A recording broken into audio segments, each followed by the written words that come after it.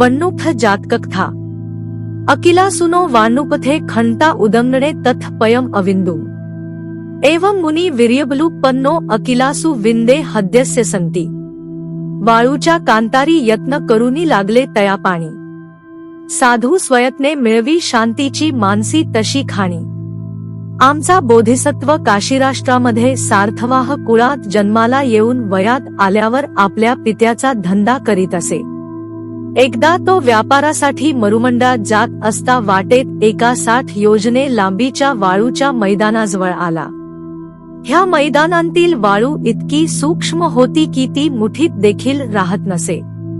सकाळी पहिल्या प्रहारानंतर ह्या मैदानांतून प्रवास करण्याची सोय नव्हती।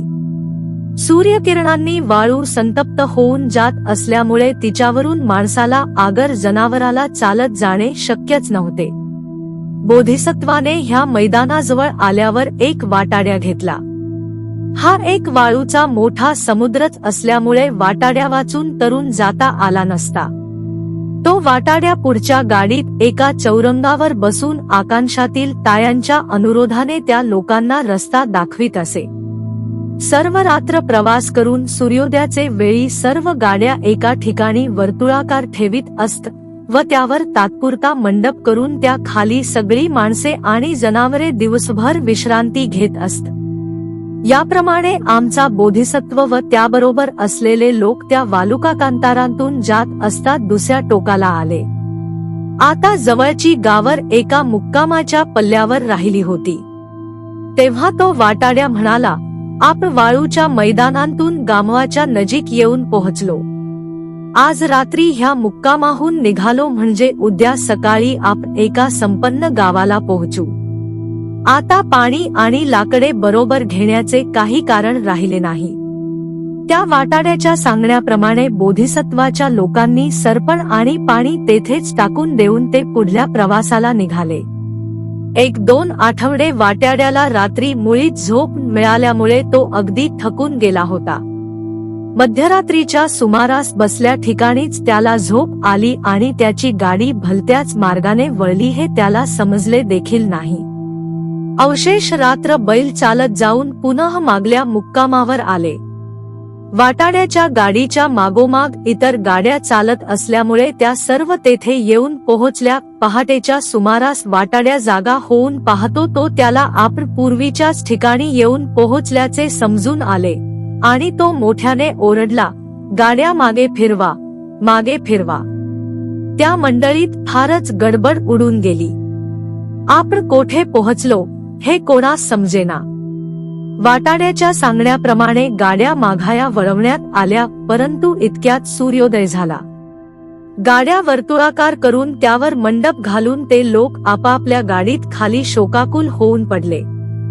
जो तो म्हणाला, काय हो, आपण पानू फेकून दिले आणि आता पाण्यावाचून तळमळून मरण्याची पाळी आपल्यावर आली आहे। पण बोधिसत्वाचा धीर मात्र खचला नाही। सकाळच्याच प्रहरी त्याने आसपासची जमीन तपासून पाहिली।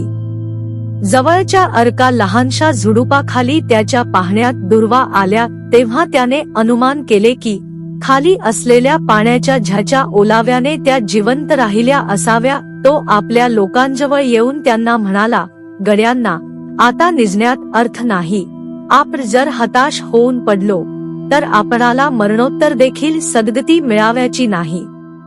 मृत्यू याव्याचाच असला तर तो प्रयत्नांनी येऊ द्या। हताश होऊन मरणे हे शूराला शोभण्यासारखे कृत्य नाही। चला, आपल्याजवळ जेवढ्या कुदळी, खोरी आणि पाट्या असतील तेवढ्या घेऊन आपण त्या पलीकडच्या झुडुपाजवळ खणून पाहू।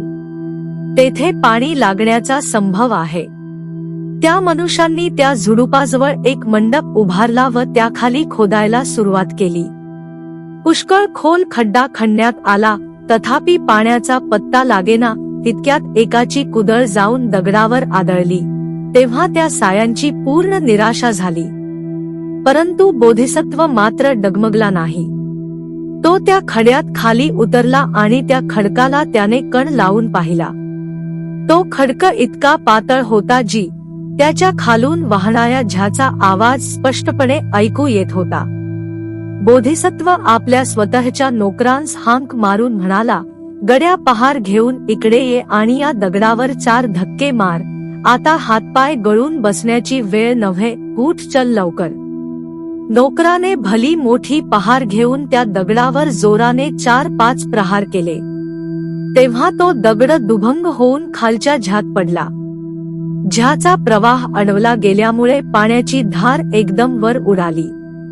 सगळ्या लोकांनी स्नान केले व खाऊन पिऊन ते संतृप्त झाले. बोधिसत्वाच्या धीराची जो तो प्रशंसा करू लागला. पाणी हे असे दर्शविण्यासाठी त्या ठिकाणी ध्वज उभारून ते लोक बोधिसत्वाबरोबर त्या कांतारातून सुरक्षितपणे पार पडले.